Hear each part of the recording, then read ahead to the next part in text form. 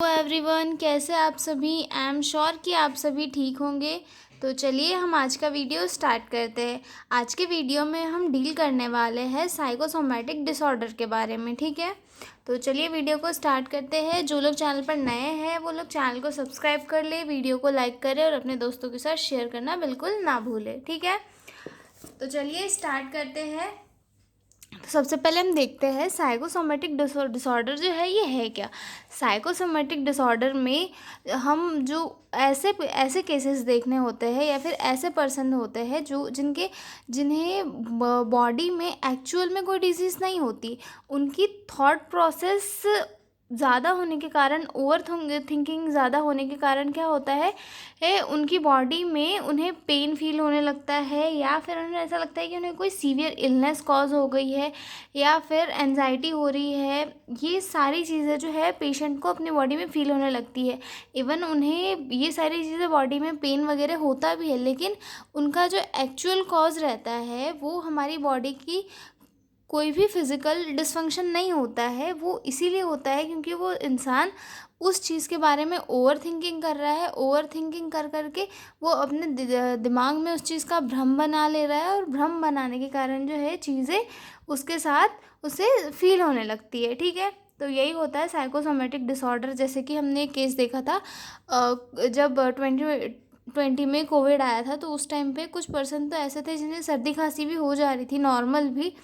तो वो इस चीज़ से डर रहे थे कि हमें कहीं कोविड तो नहीं हो गया, और कोविड तो नहीं हो गया उस चक्कर में वो लोग इतना डर जा रहे थे कि हार्ट अटैक से उनकी डेथ हो जा रही थी। मतलब अगर कोई पर्सन है, उसे उस टाइम पे सर्दी खांसी हुआ, ठीक है, अब जिसके कारण उसे हॉस्पिटल ले जाना पड़ा, हॉस्पिटल ले गया, तो पेशेंट का जो दिमाग है वो इतना ओवर थिंक कर लेता है कि अब तो मुझे कोविड हो गया, अब तो मेरे लंग्स में जो है कोरोना वायरस अटैक करेगा, फिर मेरी डेथ हो जाएगी। उसका दिमाग जो है उस डेथ के तरफ ज़्यादा चलने लगता है। तो इसकी वजह से उसे क्या होता है, हार्ट अटैक या फिर ऐसी कोई भी सडन उसकी जो है डेथ हो जाती है। तो ये सारी चीज़ें जो है साइकोसोमेटिक डिसऑर्डर्स के अंदर आती है कि मतलब हमारा जो फिज़िकल बॉडी होता है, मतलब हमारा जो बॉडी का नॉर्मल फंक्शनिंग होता है, वो उसमें कोई दिक्कत नहीं होती एक्चुअल में। बस जो हमारे ब्रेन की एक्टिविटीज़ होती है, हमारी ओवर थिंकिंग होती है, उसके कारण जो है बॉडी में ज़्यादा सिम्टम्स शो होने लगता है। ठीक है, क्योंकि पर्सन ऐसा सोचता है कि मैं बीमार हूँ, मुझे यहाँ दर्द हो रहा है मुझे यहाँ पे जो है ये बीमारी हो गई होगी, मुझे ऐसा हो गया होगा। ये सारी जो है वो हाइपोथेसिस लगाता है, और जिसके कारण उसे बॉडी में पेन वगैरह होने लगता है। ठीक है, तो अब हम इंट्रोडक्शन से स्टार्ट करते हैं। Psychosomatic disorders are health problems where mind affect the body. मतलब साइकोसोमेटिक जो डिसऑर्डर्स है वो ऐसी हेल्थ कंडीशन होती है जिसमें हमारा जो माइंड है वो हमारी बॉडी को अफेक्ट करता है, उसकी ओवर थिंकिंग और स्ट्रेस के कारण। ठीक है, these disorders show real physical symptoms but the main cause is mental stress, is anxiety और डिप्रेशन। मतलब ये जो डिसऑर्डर्स है ये रियल फिजिकल सिम्टम्स शो करते हैं। मतलब अगर कोई पर्सन बोल रहा है कि मुझे पेन हो रहा है, तो उसे पेन होता है, लेकिन उसका जो एक्चुअल कॉज है वो मेंटल स्ट्रेस होता है, एनजाइटी होती है और डिप्रेशन होता है। इन सभी के कारण जो पर्सन है उसे पेन हो रहा है, उसकी जो फिजिकल एनाटमी है बॉडी की, उसमें कोई भी दिक्कत नहीं कॉज हुई होती है। ठीक है, उसके बाद the term comes from psyche, that means mind, and soma, that means body. It means emotional or psychological issues can lead to physical illness or make existing problems worse. मतलब कि जो इमोशनल प्रॉब्लम्स है, मतलब emotional और psychological जो issues है वो physical illness cause कर सकते हैं, और उसके जो प्रॉब्लम्स है उन्हें और ज़्यादा सीवियर इसमें बढ़ा सकते हैं। अगर कोई पर्सन है वो किसी चीज़ को लेकर परेशान है, तो उसकी बॉडी में क्या है, वो अपने आप उसे पेन या फिर अलग अलग चीज़ें उसे फील होने लगती है। ठीक है, the person may feel pain tiredness और illness even when no major physical disease is found. मतलब जो पर्सन है उसे साइकोसोमेटिक डिसऑर्डर होगा तो उसकी बॉडी में जो है उसे पेन फील होगा और रियल पेन फील होगा, टायर्डनेस फील होगी और इलनेस भी उसे होगी, ठीक है। When even no major physical disease is found, मतलब जो उसे जो है कोई मेजर फिजिकल डिसीज उसकी बॉडी में नहीं होगी लेकिन उसे पेन, टायर्डनेस और इलनेस ऐसा फील होगा, ठीक है। The brain and body are closely connected, so stress and emotions can disturb body symptoms. मतलब जो ब्रेन होता है हमारा और जो बॉडी होती है वो जो है एकदम क्लोजली कनेक्टेड होते हैं, जिसके कारण जो होता है स्ट्रेस और इमोशन हमारे बॉडी के सिम्टम्स और फंक्शनिंग को अफेक्ट करते हैं और वहाँ पर पॉजिटिव भी वर्क करते हैं, कभी कभी नेगेटिव वर्क करके हमें जो है बॉडी का जो एक बैलेंस है वो डिसबैलेंस करते हैं, ठीक है। Early awareness, emotional support and stress management are key to handle this condition. मतलब साइकोसोमेटिक जो डिसऑर्डर्स होते हैं, जो एंजाइटी के कारण कॉज होते हैं, उनसे लड़ने का सिर्फ एक ही इलाज है कि अपने आप को जो है अवेयर रखो हर चीज़ के लिए, इमोशनल जो है अपने आप को प्रिपेयर रखो या फिर किसी से सपोर्ट लो और जो स्ट्रेस है उसका मैनेजमेंट करो, जैसे कि हेल्थी लाइफस्टाइल अपना के योगा, मेडिटेशन वगैरह करके अपना जो स्ट्रेस है एंजाइटी है उसे धीरे धीरे कम करो, जिसकी वजह से क्या होगा कि जो साइकोलॉजिकल कंडीशन है पर्सन की बॉडी की वो भी ठीक होगी और उसका जो हेल्थ है वो भी सही होगा, ठीक है। अब डेफिनेशन देखते हैं। Psychosomatic disorder is a condition where mental or emotional stress leads to physical symptoms without any physical disease being clearly present. मतलब साइकोसोमेटिक डिसऑर्डर ऐसी कंडीशन होती है जहाँ पर मेंटल या फिर इमोशनल स्ट्रेस के कारण फिजिकल सिम्टम्स शो होने लगते हैं, पेन के, इलनेस के, जबकि वहाँ पर कोई भी फिजिकल डिसीज़ प्रेजेंट नहीं होती है, ठीक है। आगे देखते हैं टाइप्स ऑफ साइकोसोमेटिक डिसऑर्डर। तो सबसे फर्स्ट आता है इसमें सोमेटिक सिम्टम्स डिसऑर्डर, उसके बाद सेकंड है हाइपोकॉन्ड्रियासिस, थर्ड है body dysmorphic disorder, then fourth आता है पेन डिसऑर्डर। फर्स्ट वाला देखते हैं somatic symptoms disorder. Somatic symptom disorder में द पर्सन फील पेन और illness but clear medical reason is found. मतलब जो पर्सन है उसे अपनी बॉडी में इलनेस फील होगी और मतलब उसे पेन फील होगा लेकिन उसका जो मेडिकल रीज़न है वो फाउंड नहीं होगा, मतलब किस वजह से उसे पेन हो रहा है ये चीज़ें जो है फाउंड नहीं होगी उसकी बॉडी में, लेकिन उसे पेन फील होगा, ठीक है। उसके बाद सेकंड है हाइपोकॉन्ड्रियासिस। हाइपोकॉन्ड्रियासिस में है person always thinks they are seriously ill even when they are not. मतलब हाइपोकॉन्ड्रियासिस में क्या होगा, पर्सन को हमेशा यही फील होगा कि वो बीमार है, उसे ठीक नहीं लग रहा है, उसे कोई सीवियर इलनेस हो गई है। अगर कोई पर्सन है उसके पेट में नॉर्मल सा भी दर्द हुआ तो उसे ये लगेगा ओ माय गॉड मेरे पेट में क्या हो गया, मेरे पेट में कहीं छाले तो नहीं पड़ गए, पेप्टिक अल्सर तो नहीं हो गया, पेप्टिक अल्सर होने से मुझे मेरी डेथ तो नहीं हो जाएगी। मतलब उसे कोई सीवियर इलनेस कॉज हो रही है, या फिर अगर कोई पर्सन उसे लगेगा मेरे लिवर में कहीं सूजन तो नहीं आ गई। ये सारी चीज़ें जो है उसकी हाइपोथेसिस चलती रहती है और उसकी बॉडी में जो है उसे इलनेस फील होती है, ठीक है। उसके बाद थर्ड है dysmorphic disorder, body dysmorphic disorder. Body dysmorphic disorder में जो person always thinks something is wrong with their bodies appearance. मतलब बॉडी डिस्मॉर्फिक डिसऑर्डर्स में क्या होगा, जो पर्सन है वो अपनी बॉडी को लेके हमेशा ओवर थिंक करते रहेगा कि मेरी बॉडी के साथ कुछ गलत हो रहा है, मेरी बॉडी में कुछ गलत दिख रहा है। जैसे कि अगर वो नॉर्मल कोई पर्सन है, वो रोड से जा रहा है, उसका हाथ कहीं टकरा गया, ठीक है, उसके हाथ में कोई मोच वोच जैसी कंडीशन नहीं आई, लेकिन वो उसको सोच सोच के दिमाग में इतनी हाइपोथेसिस बना लेता है कि नहीं मेरा हाथ वहाँ टकराया था, मेरे हाथ में पेन है, मेरा हाथ वहाँ से टेढ़ा हो गया है, मेढ़ा हो गया है, ये सारी चीज़ें मेरे साथ हो गई है। तो मतलब ज़बरदस्ती की जो हाइपोथेसिस होती है उसे ही साइकोसोमेटिक डिसऑर्डर कहते हैं, अगर सिंपल लैंग्वेज में कहे तो, ठीक है। उसके बाद अगला देखते हैं पेन डिसऑर्डर में mental stress cause long lasting pain in the body parts. मतलब पेन डिसऑर्डर में क्या होगा कि अगर कोई पर्सन है, उसको ज़्यादा मेंटल स्ट्रेस है, ज़्यादा एनजाइटिक है, मतलब बहुत सारी चीज़ों की उसे टेंशन है, तो उसे ये बॉडी में जो है पेन फील होगा। पेन फील होने के कारण जो है उसे बॉडी थकी हुई लगेगी हमेशा, और ये पेन जो है धीरे धीरे करके उसके दिमाग पे हावी होने लगता है और एक लॉन्ग लास्टिंग पेन बन जाता है, जो काफ़ी टाइम तक उसके साथ रहता है जब तक इसको ट्रीट नहीं किया जाता। ठीक है, अब इसके कॉजेज़ देख लेते हैं कि किस किस कॉज से जो है साइकोसोमेटिक डिसऑर्डर होते हैं। तो सबसे फर्स्ट आता है लॉन्ग टर्म स्ट्रेस। मतलब अगर कोई व्यक्ति है, उसे लॉन्ग टर्म मतलब बहुत टाइम से किसी चीज़ का स्ट्रेस है, उसके कारण उसका जो दिमाग है वो अलग अलग चीज़ों की तरफ भाग रहा है, नेगेटिव चीज़ें थॉट्स उसके दिमाग में आ रही है, तो उससे क्या होता है, उसे साइकोसोमेटिक डिसऑर्डर्स होने के चांसेस होते हैं।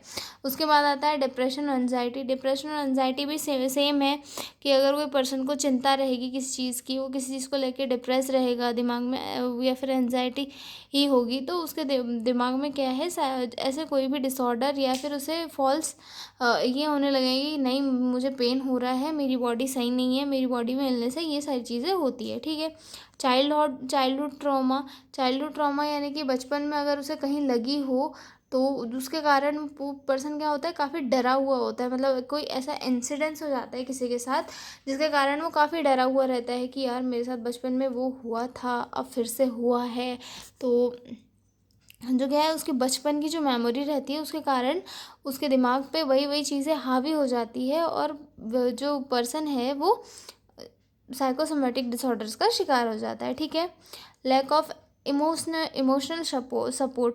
मतलब अगर कोई पर्सन है, उसे इमोशनल सपोर्ट नहीं मिल रहा है, वो स्ट्रेस को अकेले हैंडल कर रहा है, उसे वो सारी चीज़ें उसकी लाइफ की उसे अकेले ही देखना पड़ रहा है, तो वहाँ पे चीज़ें जो है प्रॉब्लम क्रिएट कर देती है। ठीक है, उसके बाद आगे है फैमिली और वर्क प्रेशर। अगर फैमिली में किसी टाइप का कोई प्रेशर है, वर्क प्रेशर है किसी चीज़ को लेकर, तो वहाँ पर भी क्या होगा, साइकोसोमेटिक डिसऑर्डर जैसी कंडीशन कॉज होने लगेगी। ठीक है, अब इसके साइन एंड सिम्टम्स देख लेते हैं।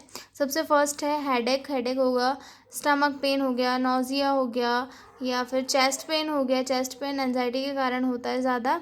उसके बाद पाल्पिटेशंस हो गया, उसके बाद टायर्डनेस हो गई। थकान तो हर इसमें देखने के लिए मिलेगी आपको, हर एक इसमें, ये नॉर्मली भी लोग कर देते हैं। ठीक है, विथआउट रीज़न, मतलब बिना किसी रीज़न के जो है थकान होगी, मसल पेन होगा, वीकनेस होगी। ये सारी कंडीशन जो है एक साइकोसोमेटिक डिसऑर्डर से बीमार व्यक्ति में देखने के लिए मिलेगी। ठीक है, उसके बाद आता है ब्रीथिंग प्रॉब्लम्स होने लगेगी। मतलब जो अगर कोई पर्सन है, उसे ज़्यादा एंजाइटी हो रही है, तो उससे ब्रीथिंग प्रॉब्लम भी शो होने लगती है। ठीक है, स्लीप प्रॉब्लम्स। अब दिमाग में ज़माने भर के टेंशन लेके बैठेगा इंसान, तो उसके दिमाग में क्या है, नींद भी नहीं आएगी उसे, जिसकी वजह से उसे ये सोने में दिक्कत, स्लीप प्रॉब्लम्स होने लगेगी। ठीक है, एंजाइटी होगी और डिप्रेशन होगा। ठीक है, अब आगे देखते हैं इसके डायग्नोस्टिक इवोल्यूशंस की, क्या क्या डायग्नोस्टिक इवोल्यूशंस कर सकते हैं हम। तो सबसे फर्स्ट आता है detailed history taking physical and mental. कोई भी पर्सन है वो अगर कोई साइकोसोमेटिक डिसऑर्डर से कोई ग्रस्त है, तो उसके लिए क्या होता है, सबसे पहले उसकी फिज़िकल और मेंटल दोनों हिस्ट्री ले ली जाती है कि उसका जो मेंटल लेवल है वो किस टाइप का है, वो क्या सोच रहा है, क्या नहीं सोच रहा है, वो किस चीज़ को लेकर परेशान है, कहीं पेशेंट डिप्रेशन में तो नहीं है, ये सारी चीज़ें जो है चेक की जाती है। ठीक है, उसके बाद फिज़िकल एग्जामिनेशन किया जाता है। उसके बाद अगर कुछ नेसेसरी होता है तो ब्लड टेस्ट वगैरह कराए जाते हैं। अगर बॉडी में पेन है तो एक्सरे वगैरह कराए जाते हैं, कभी सीटी स्कैन वगैरह किए जाते हैं, मतलब नॉर्मल टेस्टिंग करवाई जाती है। ठीक है, और उसके बाद साइकोलॉजिकल असेसमेंट भी करवाया जाता है साइकोलॉजिस्ट के थ्रू। ओके, अब इसके हम देख लेते हैं जनरल ट्रीटमेंट एंड मैनेजमेंट। सबसे फर्स्ट तो है साइकोथेरेपी मतलब कोई पेशेंट है तो उसे जो है कॉग्निटिव बिहेवियर थेरेपी दी जाती है। मतलब कॉग्निटिव बिहेवियर थेरेपी में क्या इंक्लूड होता है, जो पर्सन है उसकी थॉट प्रोसेस को चेंज कर दिया जाता है इसमें, कि जैसे कोई पर्सन है वो एक किसी प्रॉब्लम को लेके परेशान है, कि मैं जैसे कि हमने मान लिया कि कोई व्यापारी है, व्यापारी इस चीज़ को लेके परेशान है कि मेरा जो बिज़नेस है वो चलेगा कि नहीं चलेगा, चलेगा कि नहीं चलेगा, मेरी दुकान पे एक ग्राहक क्यों नहीं आ रहे हैं, क्यों नहीं आ रहे हैं, ये सारी चीज़ें। तो हम उसके जो दिमाग है उसको थोड़ा, उसकी थॉट प्रोसेस है उसको थोड़ा थोड़ा अलग करने के लिए सोचेंगे, मतलब कम करने के लिए सोचेंगे। उसके दिमाग में हम ये लाएंगे कि नए नए आइडियाज़ देंगे कि आप अपनी दुकान को ऐसे डेवलप करो तो आपके इसमें नए जो है ग्राहक आएंगे।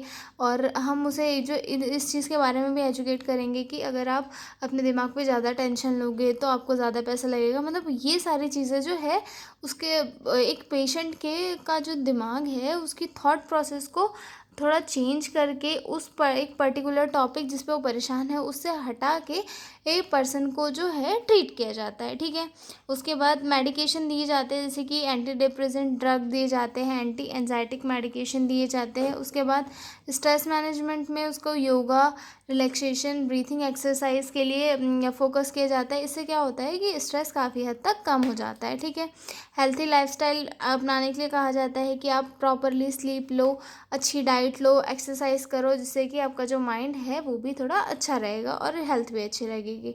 उसके बाद आता है फैमिली सपोर्ट और एजुकेशन देंगे कि अगर कोई पर्सन है उसे किसी चीज़ का स्ट्रेस है तो उसे जो है फैमिली के द्वारा सपोर्ट दिया जाए और फैमिली को एजुकेट किया जाए कि आपको इस स्ट्रेस से लड़ रहे व्यक्ति से कैसे कैसे हैंडल करना है। ओके, अब इसके प्रिवेंशन देख लेते हैं कि प्रिवेंशन में हम क्या क्या कर सकते हैं साइकोसोमेटिक डिसऑर्डर्स को कम करने के लिए।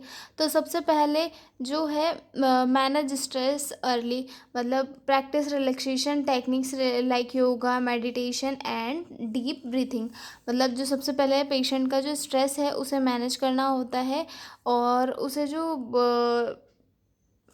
पर्सन है उसे रिलैक्सेशन प्रैक्टिस जैसे कि योगा हो गया, मेडिटेशन हो गया, डीप ब्रीथिंग हो गया, उनके बारे में एजुकेट करके लोगों को ऐसे डिसीजेस से बचाया जा सकता है। ठीक है, उसके बाद अगला देखते हैं maintain a healthy lifestyle.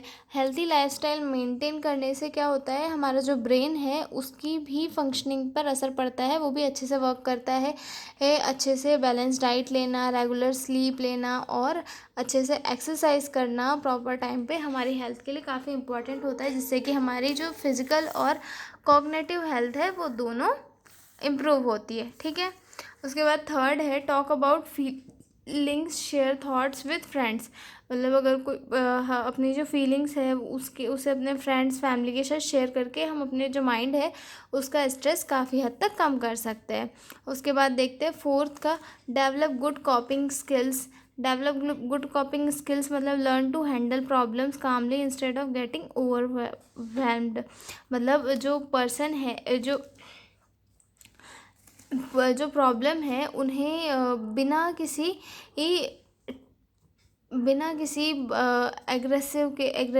Aggressiveness के, मतलब गुस्सा हुए या फिर उसको वो बिना जो है ज़्यादा टेंशन में आए एकदम कामली सॉल्व करना, जिससे कि हमारी जो प्रॉब्लम सॉल्विंग स्किल्स है वो डेवलप होती है और हमारे माइंड पे भी उतना असर नहीं पड़ता है। ठीक है, उसके बाद आगे देखते हैं avoid over thinking and negativity. मतलब नेगेटिविटी और ओवर थिंकिंग को कम करके भी जो है साइकोसोमेटिक डिसऑर्डर से बचा जा सकता है। पॉजिटिव रहना, फोकस रहना चीज़ों पे, अपने सॉल्यूशंस को लेकर, ये चीज़ें जो है हेल्थ के लिए काफ़ी अच्छी होती है। ठीक है, उसके बाद जो है सीक हेल्प फॉर एंजाइटी और depression. Early treatment and can prevent physical symptoms. जो अगर कोई व्यक्ति है उसे एनजाइटी और डिप्रेशन जैसी चीज़ें हो रही है तो उसके लिए जो अर्ली ट्रीटमेंट और प्रिवेंशन काफ़ी इम्पॉर्टेंट होता है कि जल्दी से जाकर किसी भी साइकोलॉजिस्ट से ट्रीटमेंट करवाए और अपना जो मेंटल स्टेटस है उसे नॉर्मल रखे। ठीक है, आगे देखते हैं balance work and rest. Don't overwork yourself or ignore your need for relaxation. मतलब जो किसी को भी अपना वर्क और जो रेस्ट है उसे बैलेंस करते रहना चाहिए कि जितना वर्क कर रहे हैं उसके अकॉर्डिंग हमें रेस्ट भी करना है, ताकि हमारा जो वो ब्रेन और बॉडी है उसे एक रिलैक्सेशन मिले, जिससे कि वो अपने आप को अच्छे से सेट कर पाए। ठीक है, आगे देखते हैं practice time management, reduce pressure and mental overload. मतलब टाइम मैनेजमेंट एक बहुत ही इंपॉर्टेंट थिंग है हमारी लाइफ में, जिससे कि हमारी जो बॉडी है उस पर भी ज़्यादा प्रेशर नहीं पड़ता है और हमारा जो मेंटल स्टेट है वो भी ठीक रहता है। ठीक है। Avoid alcohol, smoking and drugs. मतलब इन सारी चीज़ों को खुद से दूर रखना है, जिससे कि हमारी जो हेल्थ है वो अच्छी रहे, क्योंकि ये सारी चीज़ें जो है हमारे मेंटल और साइकोलॉजिकल दोनों हेल्थ को अफेक्ट करती है। ठीक है। आई एम श्योर कि आपको जो साइकोसोमेटिक डिसऑर्डर है ये क्वेश्चन समझ में आया होगा। और थैंक्स फॉर वॉचिंग, मेरे साथ अभी बने रहने के लिए। और अब हम मिलेंगे अगले वीडियो में एक नए टॉपिक के साथ। Okay, ta-ta, bye bye.